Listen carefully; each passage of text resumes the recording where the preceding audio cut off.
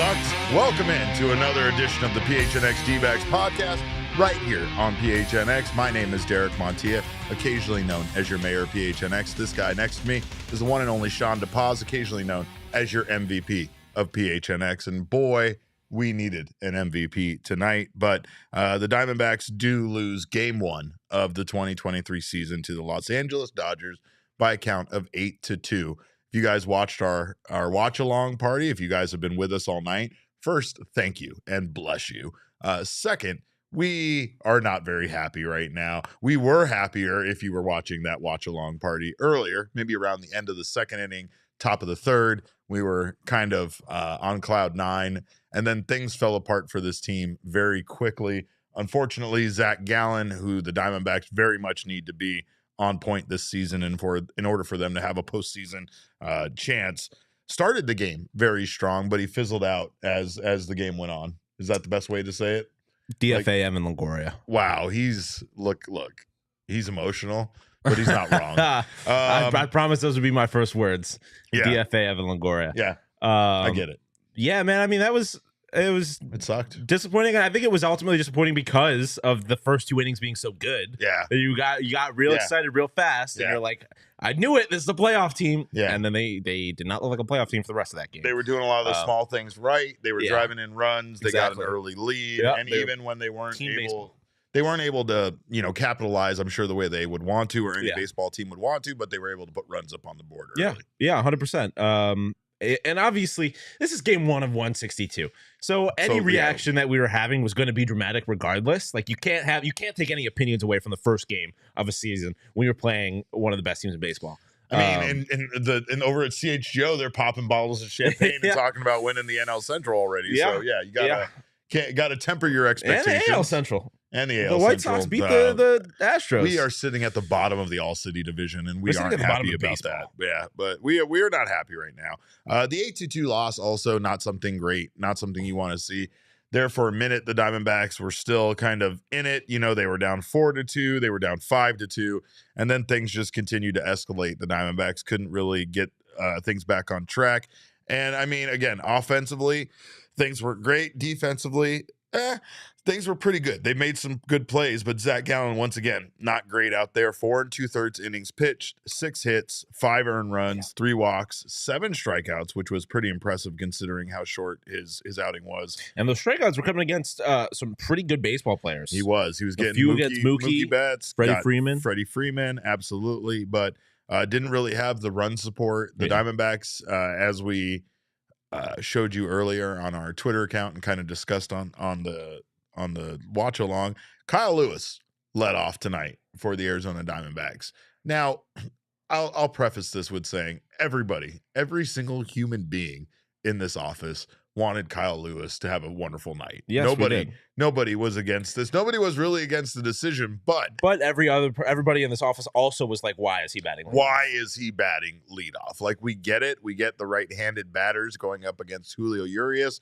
We get that the Diamondbacks didn't have this access to right-handed batters last season, so they were kind of just stuck having a left-handed lineup up against somebody that's so dominant against left-handers. But I really felt like Kyle Lewis hitting leadoff was it didn't seem to make a whole lot of sense considering the speed on this team.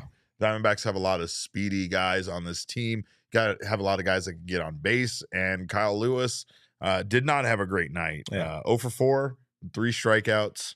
Again, not as bad of a night as Max Muncy had with his platinum sombrero, but again, Kyle Lewis not effective at all out of the leadoff position.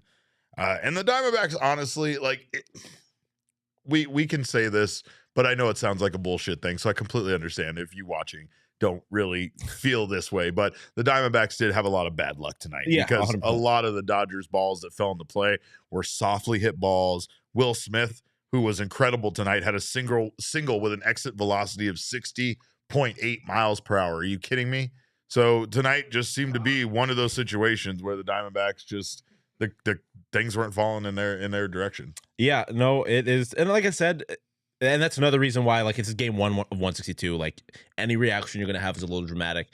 But there was nothing, like, encouraging, really, about this. And, like, getting back to the Kyle Lewis thing, I can respect Torrey trying to kind of give I guess, reward Kyle Lewis for the spring that he had and giving him a little bit of a vote of confidence. But especially when you put it in the context of Corbin Carroll batting 7th, all the way that far down in the lineup, it just is a tough pill to swallow. And then it ultimately didn't turn out that well. But like you said, the Dodgers just got some of the luck that World Series contenders tend to get.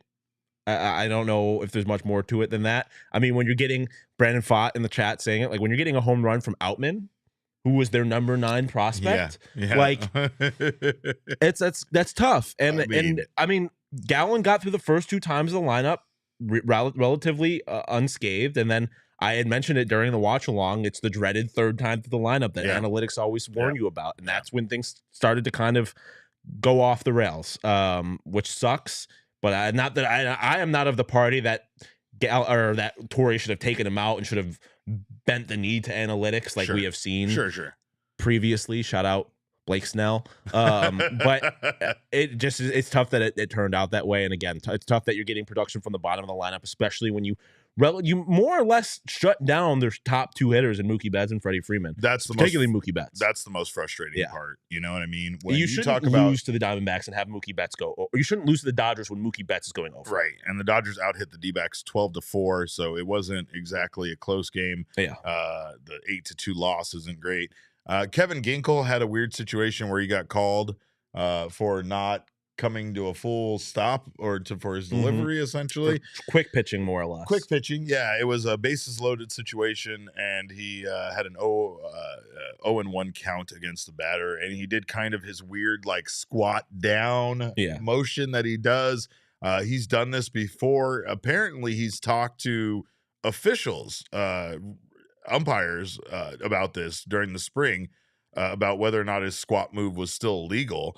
He said he was told it's not considered part of the windup. Not sure why the batter has to be engaged if that's the case when it came to this situation tonight. But Torey Lovullo did say afterwards that that he felt like Kevin Ginkel was in the wrong. So yeah, more or less. Yeah, I mean, as Torey put it, he at least thought that he made eye contact with him, but he wasn't paying attention to where his feet were. Yeah. He wasn't in the box. Yeah. And I don't know. I mean, obviously this is going to be how it's going to be for the first couple of weeks of this season. Guys are going to take, it's going to take a little bit for guys to adjust. Yeah, that's very true. To these new rules. It's gonna take a matter of time for everybody to adjust. You can even say that about the umpires adjusting to the rules, right? Yeah, and enforcing them, and because I mean, let's be real, umps are they have egos. Like they don't like being shown up. You saw that with the JT Realmuto ejection during spring training, which was absurd the most ejection I've ever seen in my whole life. It was ridiculous. But this is how umps are. They don't like being shown up. If you're not familiar with that, by the way, JT Realmuto went to go get a ball from the umpire to throw back. Did not to the look pitcher. back at him. Was looking forward the whole time. Now, mind you, just to give you some context, the previous play, the umpire had thrown the ball himself back to the pitcher instead of handing it to the catcher.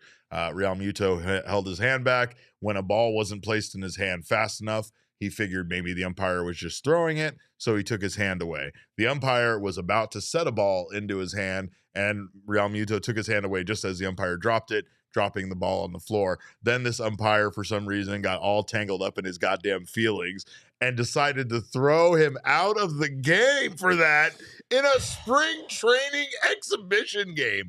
The fuck are we even doing anymore? Are you kidding me? So getting back to what we were actually talking about, umps clearly have a little bit of an ego, and so there's going to be some adjustment in how they enforce this stuff because they don't like being challenged by players. Very true.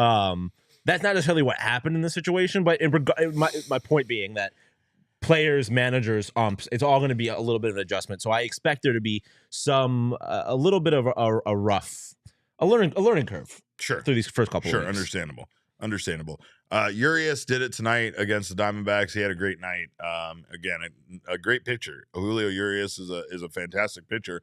But you could say, if you wanted to play devil's advocate here, he got some pretty good calls that it didn't seem like Zac Gallen was getting. Zac Gallen was pretty outstanding there for 2 innings, and honestly, it seemed like not getting some of the calls may have definitely thrown him off track a bit. Dodgers were 5 for 11 with runners in scoring position. Diamondbacks didn't have nearly 11 opportunities with runners in scoring position, going just 1 for 3 with runners in scoring position. So it's kind of the same old story about the Diamondbacks not really being able to generate offense and get guys on base. Yeah, no, it's tough. I mean, he goes through a lot here. I do. He's the Sun Devils host. He produces the Coyotes, and now here he is here on opening day. Did I mention I'm a Buffalo Bills fan? All I know is pain. Yikes. Yeah, and someone mentioned it during the watch along. Like, it is important to remember that this is a really young team. Like, even Kyle Lewis is like he's not old. He hasn't been doing this very long. Obviously Evan Longoria has, and that's a whole other thing, and I don't understand why he is even on this roster, let alone starting over Josh Rojas, but whatever. But yeah, really, he really went with numbers against left-handed pitching. That's really what it felt like he went with here. Like, on one hand, I understand. For me, ultimately, it's how do you adjust from here, right? Like, it's game one. Like I keep trying to say, it's game one. You can't overreact. I understand, again, rewarding Kyle Lewis for a strong spring. I understand, Corbin Carroll's struggle against lefties type thing. But Kyle Lewis is definitely a hard argument to say he didn't deserve to be in the lineup. The Evan Longoria thing I don't understand at all. That's the one where I'm really scratching my head. But I feel like the bigger thing there is about him leading off. Yeah. Right? Really what it comes down to is Kyle Lewis has shown power this spring. He hasn't shown speed. He hasn't shown, I mean, he's hit well.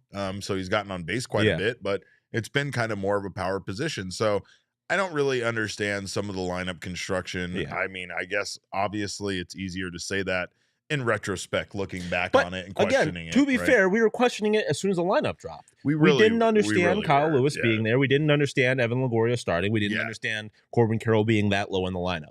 And those were the three things that ultimately, like Damon had mentioned it, Kyle Lewis got more at-bats than Corbin Carroll. We have an explanation for that because Corbin Carroll was terrible this spring against left-handed pitching, and that really is what it comes down to. They were playing a lot of the numbers. They weren't wrong. I mean, Corbin Carroll, he hit down lower in the lineup, but Corbin Carroll also went 0 for 3 and didn't have great at-bats. Very different offer than Kyle Lewis, I would say. Yeah. Like, he was making contact and putting the ball in play. He definitely was. And honestly, this team is at a point now. We talked to Derek Hall today. We were out there at Chase Field, me and this guy. We were trying all the food. We're going to talk about that here shortly. But Derek Hall had a very, very reserved attitude about going into this season. And honestly, after watching game one, he kind of seems like a genius considering that me and this guy heard him say it multiple times today. In a forum that really didn't require it. Like, not a lot of people were asking him about how he thought the Diamondbacks were going to do this year. But when we would bring up the team or bring up the excitement of opening day, he would kind of instantly go to tempering expectations due to the youth of this team and due to how erratic baseball can be, especially for a young team that doesn't have a lot of experience in baseball. When you talk about that lack of experience, that's the reason why someone like Evan Longoria is in the lineup today. If you talk about how poorly he was hitting against left-handed pitching, it's the reason why Corbin Carroll was so low. And of course, when you got a guy hitting nearly 500, you can't wait to get him into the lineup and have him hit as high as you can. And that's the mistakes that was made today, right? But sometimes with baseball, it's a matter of going deeper than just who's hitting hot now and what the numbers are. I brought up like Snell. Like, sometimes you have to just go off feel. Analytics are not going to dictate everything because analytics are a generalization. They are a look at a trend. But the reality is that it's a trend because it doesn't happen that way every single time. Like, there's variation to it. And part of that is because of circumstance and you have to take that into account. Yeah, fair enough.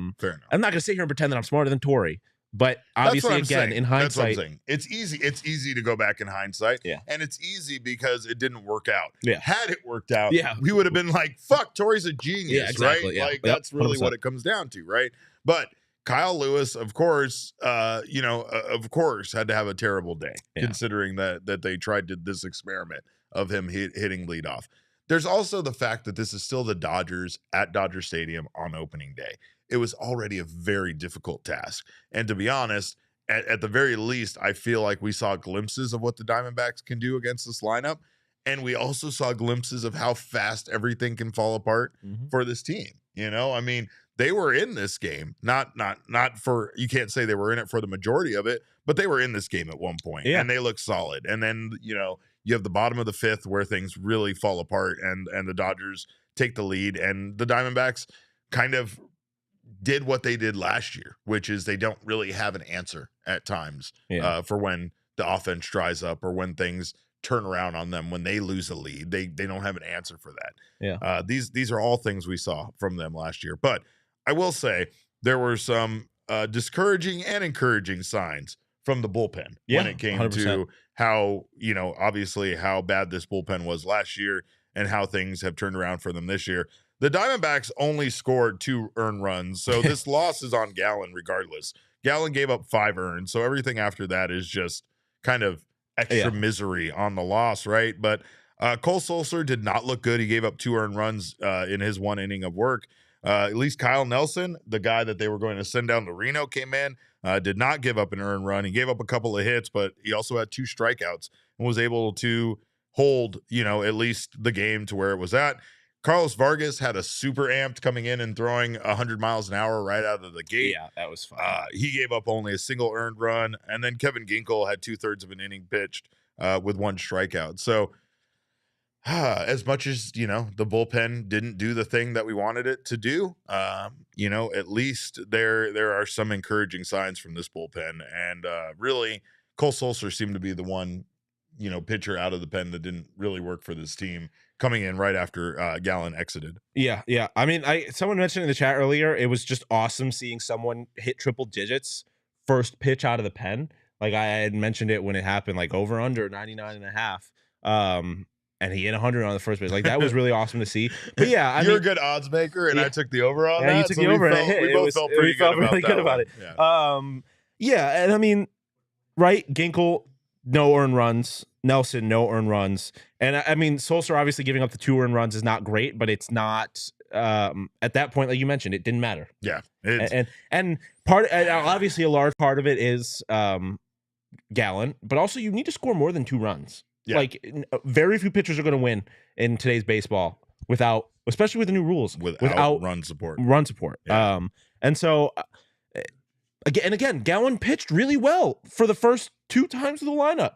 And if you're not getting any run support, like it's going to be hard to keep that. And Gallen had other things going on. I mean, he kept losing his pitch comm. Like, yeah, that was wild to us. To see that pitch comm just get tossed towards second base. Gallen was getting balls thrown back to him from Gabriel Moreno, and the throwback was knocking his pitch comm off his glove, which was, I mean, it was distracting to us. So I can only imagine how. That shit got tossed, and we were like, "Was that just what is pitch comm? What just happened?"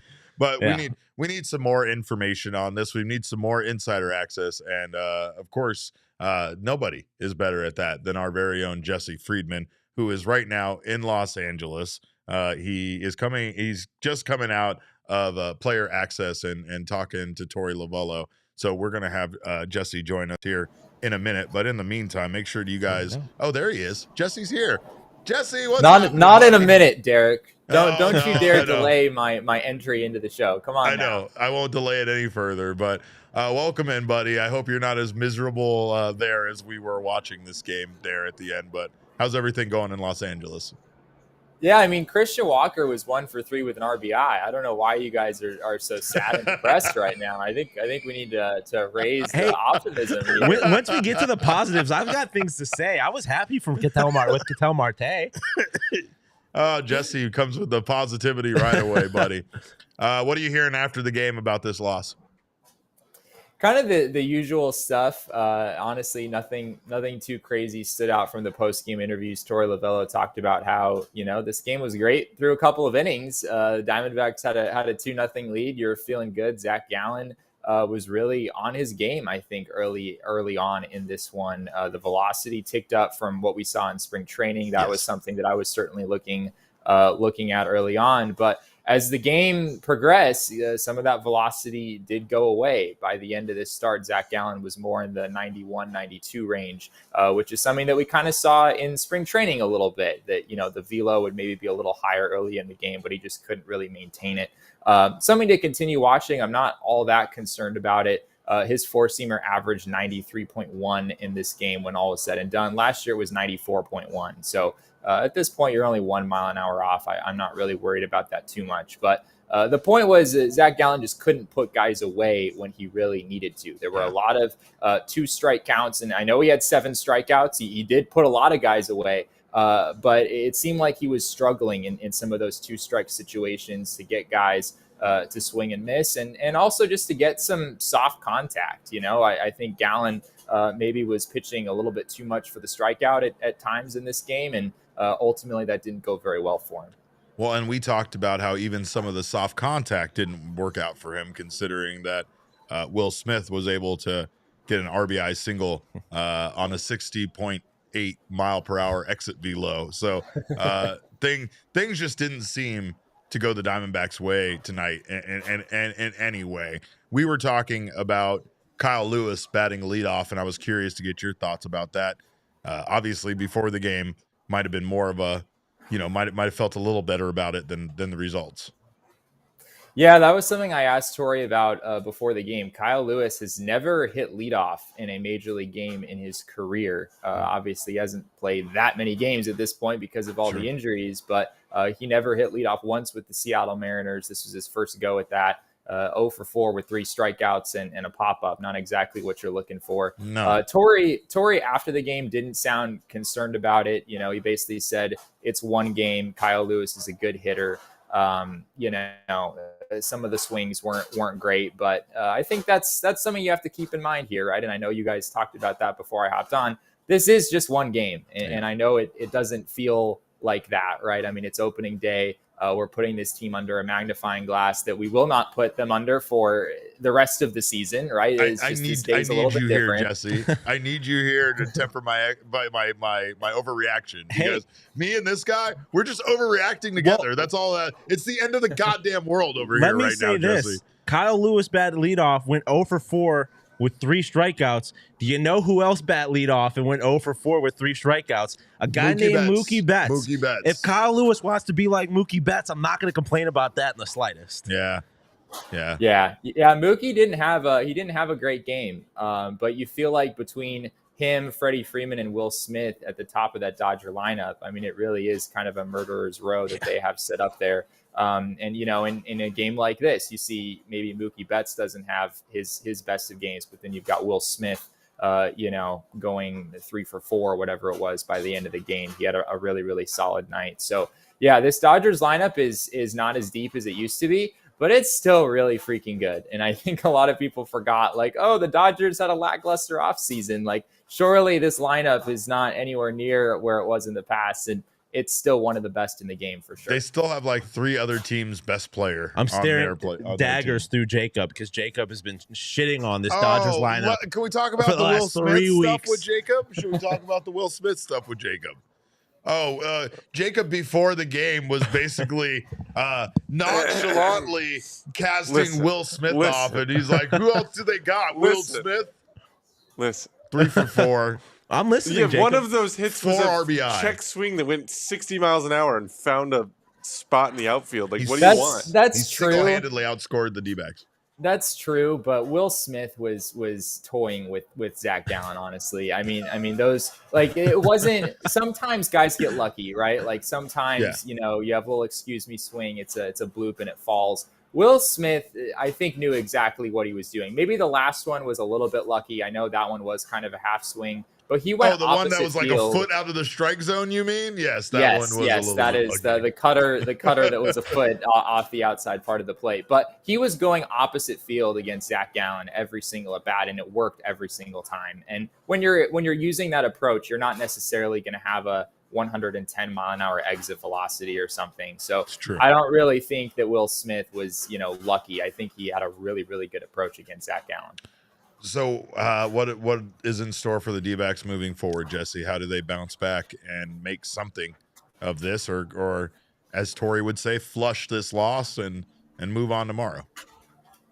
I mean, it's one game, right? Like, it's literally one game, and it was an ugly game. I'm not going to sugarcoat it. The Diamondbacks looked overmatched. They looked as overmatched as they have in the past, right? We were hoping that this Diamondbacks team, this is a new year. You know, last year they went 5-14 against the Dodgers, but this is a new year, and maybe they can hold their own a little bit. They didn't show that tonight. They looked completely overmatched in honestly every single facet of the game. They got beat.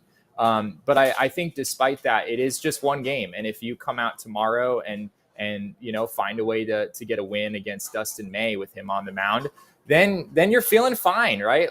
The Diamondbacks don't need to sweep this series. They don't need to even win 3 out of 4. If you're able to get out of LA with a series split, I think you're really, really happy with that. And even if it is, you know, losing 3 out of 4 games, like even that, like you can come back from that. There's 162 of these things, right? So you have to keep that bigger picture in mind. No, and I like reminding people. I want to overreact. I want to overreact right now. They don't have to play the Dodgers as much this year. That's right. Like, it's less games against this division, and the rest of the league is not as good as the Dodgers. Most of the league is not as good as the Dodgers. So, all right. It can get better. One thing I do want to point out before we say farewell is I don't know if you guys noticed this. I wasn't able to watch the TV broadcast, but we had some interesting situations with the lights at Dodger Stadium. Yeah, we heard them talking about it during the broadcast. They were they were changing them while a ball was in play. Were they not? Yeah, well, I don't know while a ball was in play necessarily, but yeah, both Zac Gallen and Carlos Vargas had their warm-ups interrupted at different stages of this game. Apparently this was a new thing. This was the first time that the Dodgers have ever made a practice of doing that to the lights on a regular basis throughout the game. And they did. I mean, it happened a whole bunch throughout this game. Yeah. And yeah, Torey Lovullo did say after the game that he certainly plans on, you know, talking with his staff about it and, you know, letting Major League Baseball know how they feel. At one point, Torey was asked, like, do you feel like this was done to your guys, but not to the Dodgers at all? And he kind of danced around that question. I get the sense that maybe Torey did feel like it was, only affecting the Diamondbacks and conveniently, you know, maybe wasn't affecting the Dodgers as much. But I mean, at the end of the day, they lost the game 8-2. So we're not trying to make the case that that the lights are the reason the Diamondbacks lost this game. But it was interesting, and it's certainly something that I think Major League Baseball will have to take a look at. And I'd be pretty surprised if they're allowed to do that at Dodger Stadium moving forward. Do you have anything else for us in regards to this series, Jesse? How's LA been treating you while you've been out there? I've been so worried about you. It's freaking cold, man. It's way too cold. Did you bring all your Seattle gear? I did. I've got my coat rocking here. Nice. Yeah, it was about 49 degrees. I think it's about 49 degrees right now, which is not like the way it's supposed to be in Los Angeles in April. So 57 here, Jesse. It's pretty cold here too. Yeah. I don't know what's going on in the Southwest right now. I think by Saturday it's supposed to warm up maybe a little bit. We're supposed to get like 68 degrees or something then. So looking forward to that. But yeah, it was about as cold as I think you'll ever see Dodger Stadium here tonight. That's fantastic. Well, I'm glad you could be there for it. We thank you for being out there. We will talk to you again tomorrow with more updates from Game 2 of the year. And I promise you, I will try not to overreact about this loss, but I can only try. I can't promise you that we both know that you're not going to do that, Derek. Thank you. So don't even try to say it at this point. All right. Well, I miss you, and I'm glad you know me so well. Stay safe out there in LA, and we will be back tomorrow with some more information from Jesse Friedman. Make sure to follow him on Twitter at Jesse N. Friedman for all sorts of updates on this series and for more fun stuff. Maybe on what he's eating. I'm still curious about what he's eating. Yeah, I'm gonna eat some tacos in your honor tomorrow. There you go. Derek. So I'll keep you posted on that. Proud of you. All right, buddy. We'll talk to you tomorrow. All right, guys. Bye, Jesse. Thanks, Jesse. Jesse actually sent us some information in regards to another thing that happened on tonight on the field, which was Kevin Ginkel again having a little bit of an issue with his delivery, if you will. We actually have some video of Ginkel's response to what happened tonight. What I had known was when the guy is getting into the box apparently both feet have to be in the box. Okay. And my knowledge was his right foot was in the box, and he was looking at me, showing that he was engaged and ready to go. And I know he has an open stance, so apparently his left foot was on the chalk. And it was just kind of it was a weird thing. So the guy warned me, the umpire warned me, and so I think I had plenty of time on the clock still. But I think for them, they were just trying to slow it down and work the clock a little bit. So next time, kind of the same situation. He was pretty much in the box. His left foot was on the chalk, but he was looking at me, and so I think he would look at me and then look down, tap the plate, and then go. So it was just it's a weird rule. I was thinking that when he was looking at me, he is ready to go, and so that was my knowledge to it. Sure. I don't think I deserve to be balled there, but it is what it is. I fucking hate this so much. I hate that so much. Like, we talk about the things that we like about the pitch clock, including tonight's 2 hour and 35-minute game time. Those are things that are positives. But when you have a guy like Kevin Ginkel basically saying he has no clue what he really did wrong, it's a bit wild to me. Yeah, no. And like I said earlier, there's going to be a bit of a learning curve, but I mean, there needs to be like okay, someone messes up, they need to be able to understand how they messed up and like be able to fix it from there. And like he said, the batter's looking at him. There's this, being ready in the box kind of thing. And since so many batters have different stances and different ways of conducting themselves in the box, you can't make it out to blame the pitcher every time. Because then what are you going to have? Like, pitchers or batters deking? Exactly. That's what I was about to say. The pitcher, right? Batters shouldn't be able to play the clock in a way that the pitchers aren't able to. Like, it needs to be fair. And I'm not going to sit here and be like, oh, woe is the pitcher. Like, the poor old D-backs are being cheated. But like, there needs to be a fairness to it. Like, they need to figure out how to apply this rule equitably. Yes. And it doesn't really seem like, and I don't think it's like I don't think the umps are trying to be unfair, and I don't think the rule's unfair, but again, there's a learning curve to this, and I don't think they have figured out a way to enforce it equitably yet. And obviously, you talked about it in the offseason leading up to the season, like, there's going to be teams and players and managers trying to figure their way around the rules. And there's gonna be an adaptation to it. How can we make this rule work in our favor? How can we find some sort of competitive advantage here to this rule, right? And in this case, a batter coming into the box and kind of like messing with when he's ready, thus causing the pitcher to get a ball because of it. I mean, even in the grand scheme of things, even if an out's recorded, like, there's no, you can't quantify how that messes with a pitcher's delivery, how they play the game, or how that's going to affect them going forward, right? Especially when they don't understand what they did wrong in that scenario, considering that a batter got in the box, they put their foot in the box, they had the bat in their hand, they looked at the pitcher. That's the sign that they are ready to go. 100%. A batter absolutely shouldn't be doing any of that stuff until they're actually in the box ready to go. And I'm never going to sit here and feel bad for umpires, but like, they have a lot going on now. With these rules, there's a lot. We talk about, like, maybe Urias getting some calls that Gallen didn't get or whatever.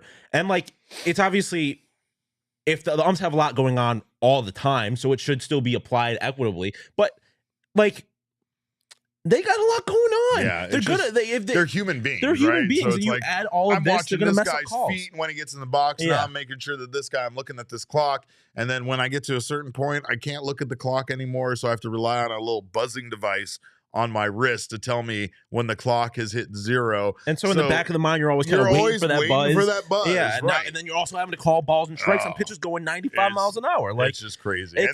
It's not fair for anybody. Everything is sped up on top of that, right? Yes. So it's like the time that they're used to having in between this stuff. None of it seems to be fair.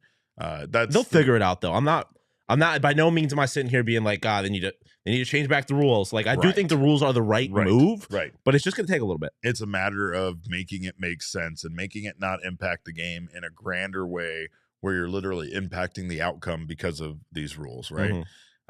But rules are meant to be followed. right? Yeah. And I'm okay with that as long as they're consistently called. Yeah. But rules are also meant to be followed when it comes to fan conduct. And when we say that, we mean that at no point for any occasion ever should you ever go out onto the field during a baseball game. Can I also just say, at no time ever should you be proposing at a professional sporting event? That's just my opinion. Yeah, and those two things come together in this next clip that we have that we're going to react to now to watch, because apparently a fan got down the field. Give it to me. Can we run it back, David? We need to run it back down so fast. It's so unnecessary, but it's kind of fucking awesome. You can't lie. So unnecessary. It's so unnecessary. There's another shot that we don't have.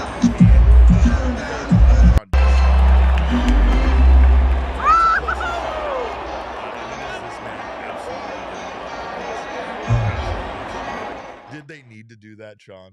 No. No, not at all. I'm going to counter argument, though. This is Los Angeles. This is a crazy, crazy place where crazy things happen.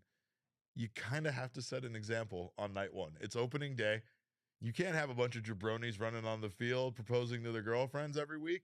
That's not going to be good for the pitch clock. That's not going to be good for time of game. So you kind of need to set the example early. I feel like that's what this was. This was a proverbial like leaving the head on a stake kind of thing, right? Like, don't ever try to come and run onto the field in Dodger Stadium. That's what I'm getting out of this. Yeah, no, I mean, you can't. That can't be happening. Like, you got, like you said, you gotta set an example. Like, here's my thing. How confident are you that you get down on one knee and think that you're not going to get leveled by security? Right. Like, that's a different level of confidence. The problem is now is you can't even get a yes because you're going to jail. Yeah. Like, and are you giving him a yes? Are you giving him a yes? No, I'm not. Let's talk about this. What kind of like life are you going to have with this man? He obviously doesn't think things through. Let's be fair though. He now has a criminal talking past. About Los Angeles Dodgers fans. This does seem on brand for them. All right, but yeah, no, I just think proposing at sporting events is a little cheesy. Just a little bit. You know who hates proposing at sporting events? All of us. Every single person in the stadium. We all hate you. We're not rooting for you. And even if she said everyone wants her to say no. We want you guys to break up later. 100%. That's what we're hoping for. I think it's the truth. It's absolutely the truth. We are all rooting against you when you propose at a baseball game or any sporting event. Yeah. I think secretly. Gurriel was actually on the other side of that, though. If you look at him, he looked very hopeful. Yeah, can we get a shot of that one more time? I cheerful. want to see that shot one more time. Gurriel was for it, as you can see down here. Look, and he's like, yeah. And he's like, oh no, it's been ruined. Why did you do that to It's that been man? ruined. He was such a nice man. He was just trying to find love. That's wild. That is wild to me. And also, like, what happens if you're the woman being like, babe, I'm gonna be right back? And you're like, where are you going? Are you going to the bathroom? Nah. You gotta go get a hot dog? Nah. You gonna go get me another beer? Nah. Just watch. Just watch. This is gonna be exciting. Hey, does anybody know where did Steve go? Where Steve go? Where did Steve go? Yeah, Steve's going to jail. That's where him? Steve's going. Steve's going to jail. Yeah. Anyway, don't do that. And don't do the wave either. Remember, it's going to tear your rotator cuff. But also, we thank you guys so much for being here on the PHNX Sports YouTube channel. You guys, I call him the MVP. You guys are the real MVP. For being here for the watch along party and being here for tonight's sad post game on day one. But of course, if you haven't done so already, make sure to subscribe to the PHNX Sports YouTube channel. Sign up for notifications. That way you don't miss when any of our wonderful shows go live. And leave us a little thumbs up. We always appreciate that feedback. Speaking of feedback, if you're listening to us on your favorite audio podcasting app, please subscribe to us there if you haven't done that already, and leave us a review there. Again, feedback. It's the only way any of us get any of us get better, right? We need to give Tori our feedback about his lineup today because I know that so many of you disapprove. Also, join us over here at the PHNX family with a Diehards membership. Go to gophnx.com, sign up for a Diehard membership, get yourself a free piece of merchandise from the phnxlocker.com, like this sweet-ass shirt I'm wearing right now. You also get that sweet-ass hat he's wearing. You also get 20% off all future purchases at the phnxlocker.com, as well as members-only access to members-only merch, members-only access to partner discounts. You also get members only access to our Discord lounge. You do get Jesse Friedman's newsletter full count, as well as the newsletter from all of our writers around here, and so much more. So make sure to sign up today to be a member at gophnx.com. And we are super amped to be now partnering together with our friends at BetMGM, where we placed all of our home run bets tonight. I lost all of my home run bets. Lost all of his money. He put $1 on every D-backs player to hit a home run, and I respect the hell out of it. So that's the kind of stuff you can do over at the BetMGM app. And of course, soon we're going to have some PHNX curated in-app bets, probably coming from this guy, the pause dependable pick or something. Or the like, Father Overlord Jacob home run hitter of the night. Yeah, Father Overlord Jacobs, Overlord of the night. He chose Cattell. Yeah, he did. Cattell tried, man. Cattell really tried. He was looking good, too, in that yellow gear with the gold and everything. But they're also going to have some monthly cornhole leagues soon at BetMGM Sportsbook over there at State Farm Stadium. And that's where we're going to be this weekend. If you haven't signed up already for BetMGM, use our bonus code of PHNX and you will get up to $1,000 on your first bet offer on your first wager with BetMGM. Just download the BetMGM app and sign up using bonus code PHNX. Deposit at least $10 and place your first wager on any game, and you will receive up to $1,000 in bonus bets if your bet loses. Just make sure to use bonus code PHNX when you sign up. And to kick off this partnership with our friends at BetMGM, we are doing a massive watch party this Saturday. I will be there. This guy will be here 2 p.m. at the BetMGM Sportsbook at State Farm Stadium. Come watch the last stages of the college basketball March Madness playout, as they'll have food and beverage specials, giveaways, gigantic TVs to watch the game on, and so much more. Plus, if you register and place your first bet with promo code PHNX when you sign up, you will receive a PHNX t-shirt. Now, listen to our friend Shane Diefenbach talk about the disclaimer. Disclaimer, 21 plus to wager. Visit BetMGM.com for terms and conditions. U.S. promotional offers not available in Washington, D.C., Mississippi, Nevada, New York, and Ontario. Gambling problem? Call 1-800-GAMBLER. Colorado, D.C., Illinois, Indiana, Louisiana, Maryland, Mississippi, New Jersey, Ohio, Pennsylvania, Tennessee, Virginia, West Virginia, Wyoming. Call 877-8-HOPE-NY or text HOPE-NY 467-369, New York. Call 1-800-NEXT-STEP, Arizona. 1-800-522-4700, Kansas, Nevada. 1-800-327-5050, Massachusetts. 1-800-BETS-OFF, Iowa. 1-800-270-7117 for confidential help, Michigan. Does he talk that fast on the Sun Devils podcast? Yes. Oh, wow. It's incredible. It's incredible. Talking at 1.5 at all times. Yep. It's wild. All sorts of fun stuff happened around the league today on opening day. Some things we didn't expect, some things we did, right? One of the things that we definitely didn't expect was the Colorado Rockies coming out on top over the San Diego Padres. It's like Jesse said, it's just one game, right? I want to overreact. I know I shouldn't. But yeah, some wild stuff happened today. Adley Rutschman for the Baltimore Orioles just absolutely went off today. 5 for 5 with a bomb. 5 for 5 with a bomb in the Orioles win over the Red Sox. Barely. They were up by quite a bit. They were up 10-4, I believe, or maybe it was 9-4. And then, the Sox came back, and then they ultimately ended up losing in part because of a clock violation. Or I don't remember exactly the violation, but it was one of the new rules screwing over Rafael Devers. Did not take long for that to happen. No, it did not. Oh my god! I was speaking of bombs, the bomb off the Grom, bomb going yard off Jacob DeGrom, and Grom got rocked by the Phillies today, and they ultimately ended up winning. They did still win 11-7. So the Rangers had some potent offense there as well. It's just weird kind of looking at some of these things around the league make a lot of sense. Braves beat up on the Nationals 7-2. Yankees smoked the Giants for the first opening series. It's got to be so painful if you're a San Francisco Dodger fan to have San Francisco Giant fan. He's been here for a long time. I have been here for a long time. I'm going to excuse him on that. To have Aaron Judge go yard on his first at bat when you thought Aaron Judge was going to be a San Francisco Giant. That one's got just right in the soul. Do you think they could still call Arson Judge? Yeah, no? Maybe. No, I'm sure. I don't think I'm sad that we're the only team that lost in the All-City division today. I don't know how to feel about that. Like that compounds the sadness because misery loves company, right? Yeah, I'm not worried about the Rockies. I don't know if that's sustainable. Beating the Padres in that fashion. 17 hits tonight for the Colorado Rockies. Did they leave Blake Snell in for the third time through the rotation? Is that what happened? I don't know. That's a great question. We were busy watching another game, but we were watching that score creep up, and holy crap. The Cubs are better, and the White Sox are solid. So those ones don't surprise me all that much. I mean, the White Sox beating the Astros, I think, of course, is surprising, but it was a great game, and Dylan Cease pitched out of his mind. Snell went 4 1/3, by the way, with 3 earned runs. So not I'm not hanging that one completely on him, even though the San Diego Padres only scored 2 runs. But again, kind of a lack of offense. You can't, just like the Diamondbacks, you can't expect to really win a ball game 2-1 all the time. No, you definitely can't expect to win it on opening day, right? No, definitely not. But the Diamondbacks, again, there's all is not lost. The Diamondbacks still have this 4-game series, and I think, like Jesse said, is probably the best kind of way to look at this. If the Diamondbacks can find a way to split the series to not get swept, it's not a necessity for them to win it. It's really a necessity for them to have a good showing. Yeah, and I think, but today is not this was not the showing that we were hoping to see. No, and I think obviously you look. I mean, again, it's 1 of 62, but still, you look at around the league and you're like, okay, Rockies are 1-0. Everyone else in the division 1-0. You're an 0-1. But the way I look at it is, what are all these other teams going to do against the Los Angeles Dodgers? It's probably going to be something pretty similar. Yeah, most of these teams are going to lose to Los Angeles Dodgers. It just so happens the D-backs are getting the Dodgers out of the way fast. Yeah, like they do. They get eight out of basically half of the games they're playing in the first week, in the first 2 weeks, week and a half. Yeah.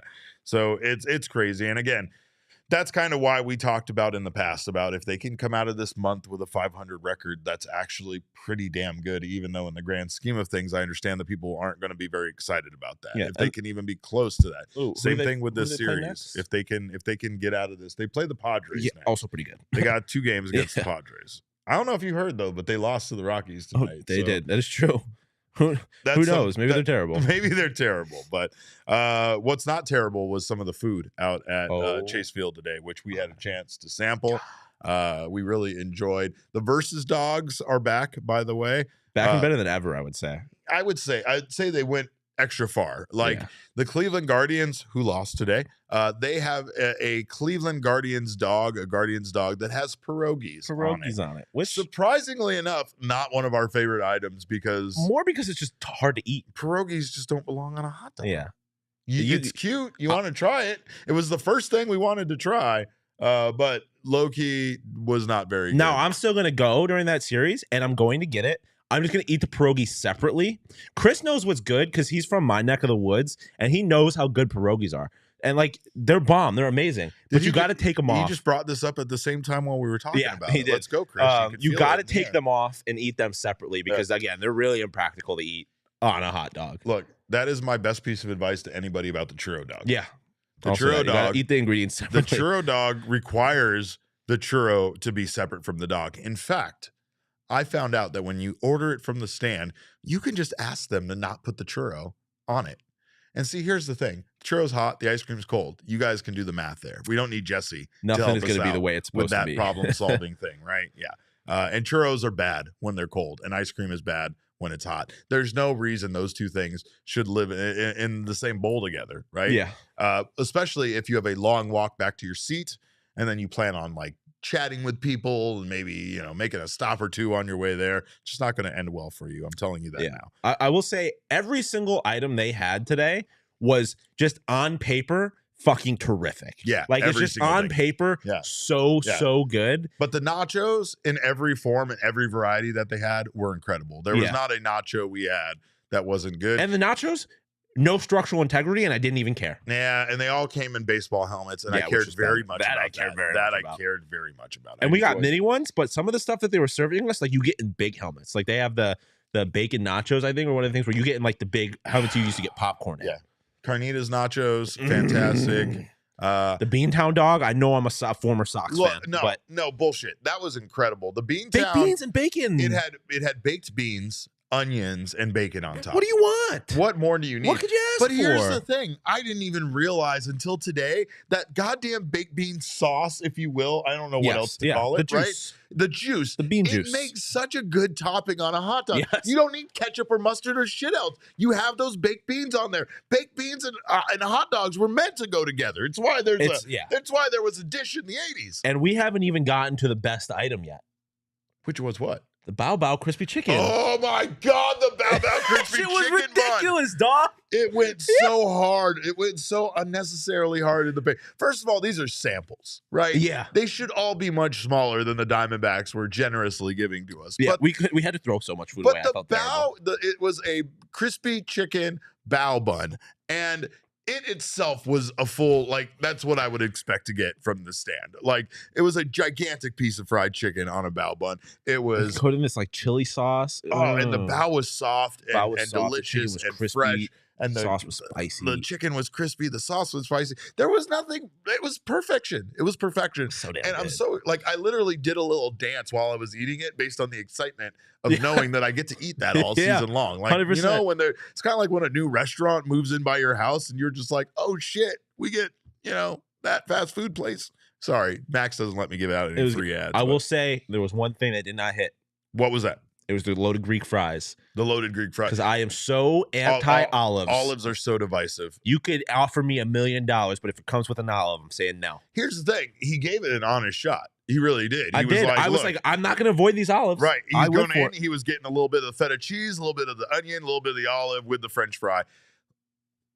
Not everything belongs on top of French fries. We need to have that discussion. Olives don't belong anywhere. Olives don't belong on shit. But look, I'm not gonna shame you for liking a Greek salad. No, right? Okay, yeah. If you like a Greek salad and you seek out said Greek salad because you enjoy olives, that's fine.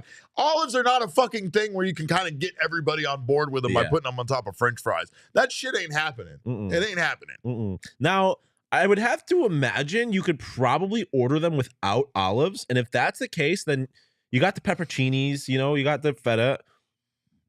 I can get on board with that, but the olives are going to ruin it for me every time. The Diamondbacks chef, head chef, is Steven Tilder, Chef Steven Tilder. And this guy is a genius. I absolutely love this man. He one day showed me on a video I did for my previous employer. He let me make a churro dog, by the way, which is why I'm an expert on churro dogs. But the one thing I was very excited about was that they're giving Chef Tilder his own Euro stand, his own Euro stand for Euros, and it's just so cool. It's cool to see him getting his name on something because he has been a staple of the Diamondbacks and their entire food operation that they have going on over there. But, you know, again, there was something today from Derek Hall that was very much Michael Jordan saying, and I took that personally. I took that personally when it came to apparently some rankings that came out recently about ballparks around baseball, and Chase Field was ranked very low. Yeah. Now, what I will say is you can't get mad when you're not fixing your goddamn retractable he said roof. It was, in some ways, he said it was fair. It is fair, right? Which I didn't realize they're the fourth oldest park in baseball. In National League. Oh, in the National League. Okay. Well, still, two of those are Wrigley Field and Dodger Stadium, which are both one's over 100 and one's over 50 years old. 70 years old. I mean, it's wild, though, because now that seems to be the thing to just constantly update, find a new place, find a new stadium.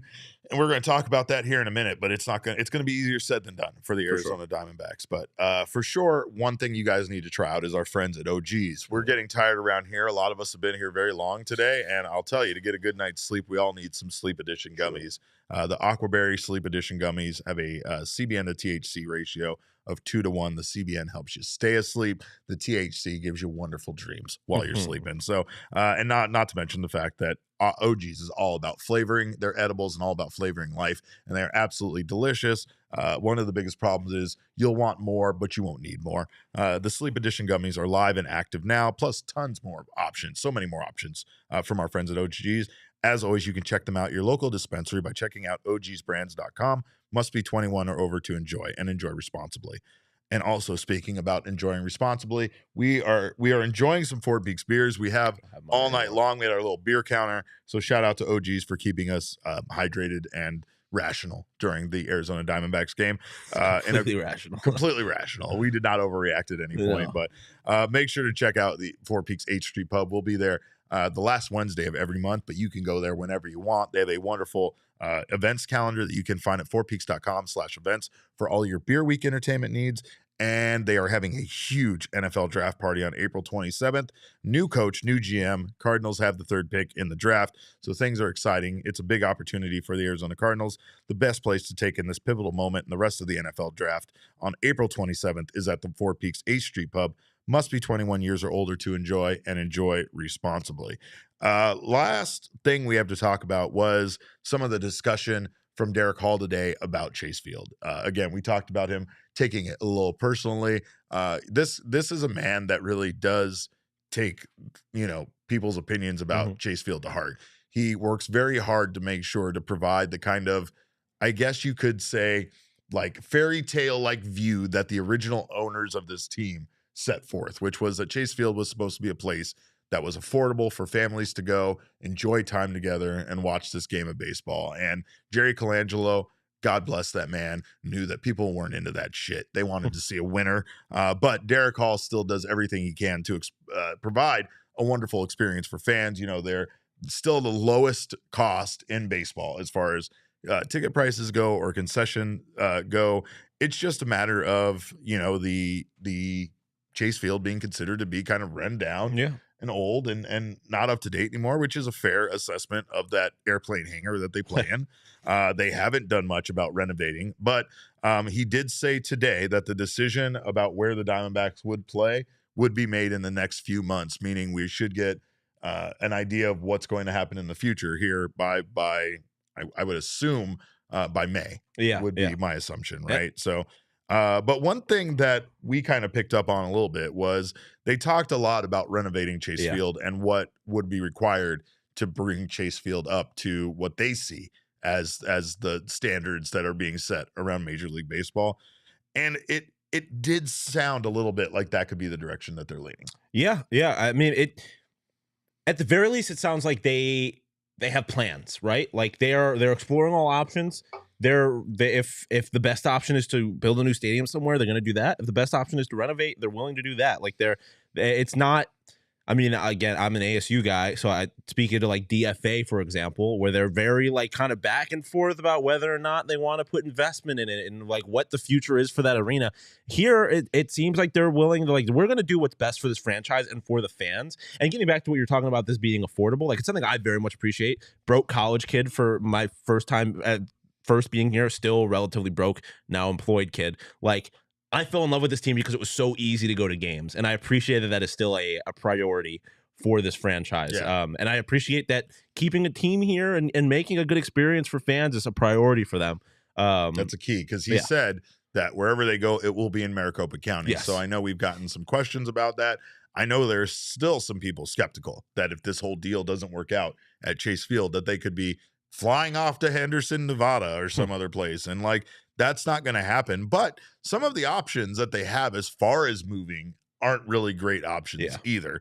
We have talked extensively about how they want to move towards Salt River Fields and kind of be over by that facility. But one thing that we have kind of touched on is that is on tribal land, and the Diamondbacks cannot have the taxes from sales at that facility go towards paying for it the same way if it is on Native American land. It's just the way that the tax situation works out. So that limits them to do like what the Coyotes are trying to do in Tempe, where if they build that facility, all the taxes from the restaurants, hotels, bars, everything in that facility would go towards paying for it as far as the taxes go. That way, the only taxes that they're infringing on are the taxes of people that choose to come to that facility and choose to spend their money there. But and the other discussion that's come up that we brought up is moving somewhere else downtown, where they would like essentially kind of knock down a block of some of those factories or warehouses south of Chase Field and build a new stadium there. But how hard of a sell is that? Right? Like the Coyotes are already having a hard enough time selling taxpayers and people on it when they're telling them it's going to be privately funded, and then the tax revenue from the facility is going to go towards paying for it.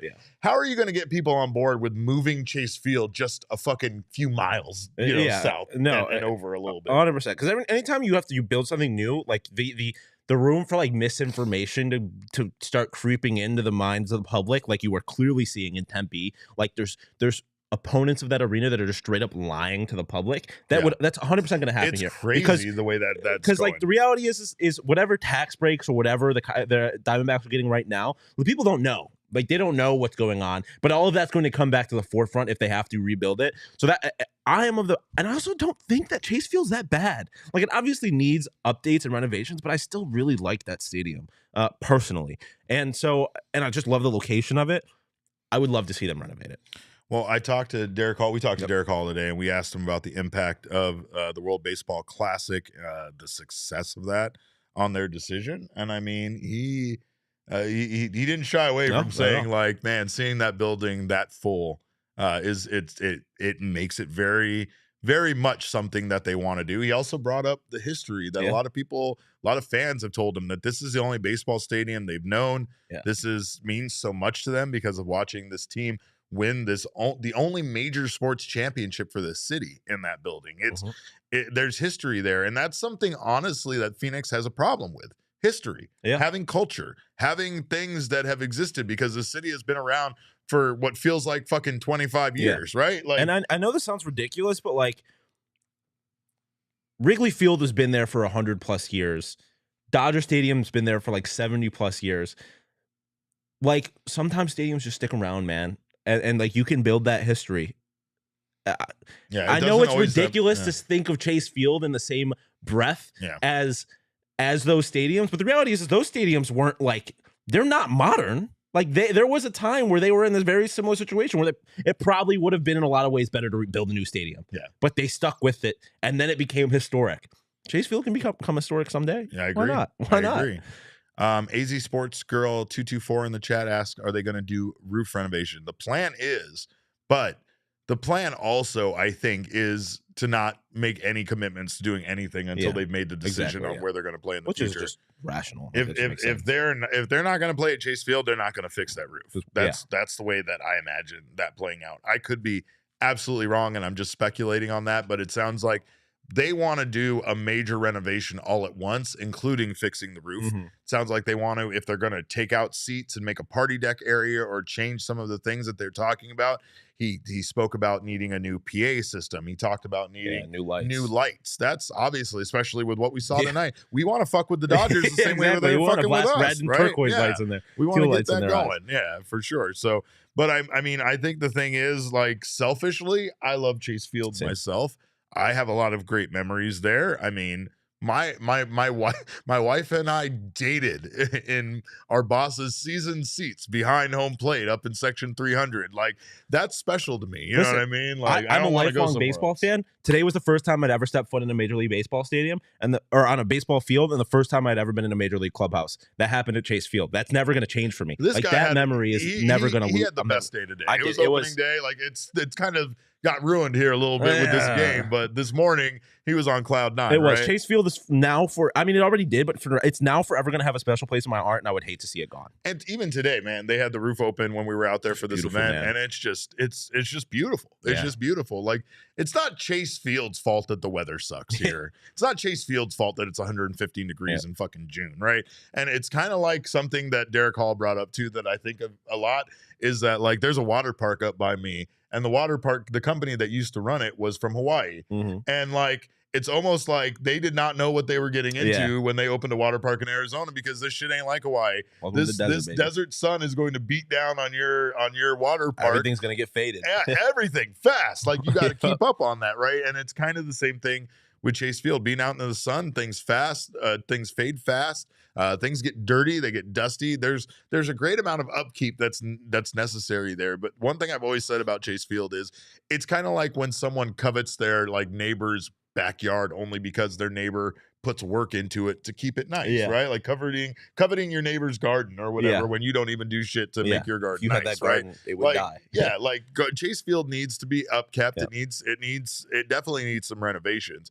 I still fall back on the fact that I never imagined Footprint Center being as pretty and as welcoming as it is due to some renovations. I've been in that building since it was the America West Arena, and I never imagined that they could change it to be the experience that it is now. And I mean, I just went to a couple events there over the last 2 weeks, and every single one of them was enjoyable. And at no point did that facility that's older than Chase Field ever look like it was, run down or old or antiquated. It's just a matter of staying ahead of things and updating and things like that. AZ Sports Girl asked, what park are you near? It was previously Wet and Wild. Now it is Hurricane Harbor. It's owned by Six Flags now. That's kind of my area of town, but we thank you guys, by the way, so much for being here in the chat, for being up with us late. If you haven't had a chance to do so already, check out our friends at morefurniture.com. I can't belittle Jesse and his furniture decisions, but you guys can still tweet to him and send him all of your ideas for things he should buy.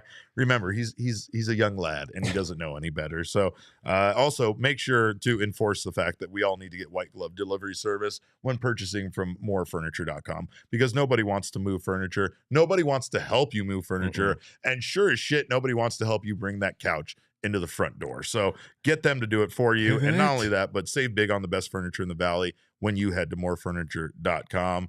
Of course, do that through our link. And also, speaking of our link, make sure to buy yourself tickets for any event, concert, anything you need to go to through our friends at Game Time. Game Time by far is the best place for you to save money on tickets. And the best part about it is you can save money on tickets last minute.